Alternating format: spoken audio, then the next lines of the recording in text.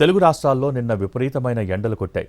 రోహిణి కార్తె ఎంట్రీతో ఎండలు భగ్గుమంటున్నాయి. దాంతో మధ్యాహ్న సమయంలో నిప్పుల కొలిమిని తలపిస్తున్నాయి. తెలంగాణలో మధ్యాహ్నం వరకు ఎండలు కొట్టగా సాయంత్రం మాత్రం అక్కడక్కడ మోస్తరు వర్షాలు కురిశాయని వాతావరణ శాఖ వివరించింది.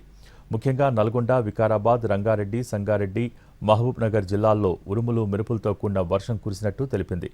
కామారెడ్డి, మెదక్, పెద్దపల్లి, మంచిర్యాల, ఆసిఫాబాద్, నాగర్ కర్నూలు జిల్లాల్లో ఓ మోస్తరు వాన కురవగా హయత్నగర్, పెద్దంబర్పేటలో భారీ వర్షం కురిసినట్టు పేర్కొంది.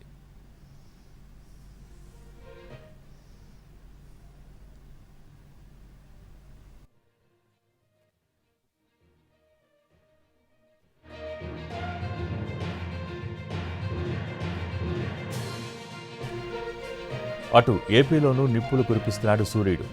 ఎండకు తోడుగా వడగాలులు వీస్తుండటంతో ప్రజలు ఉక్కపోతతో ఇబ్బంది పడుతున్నారు.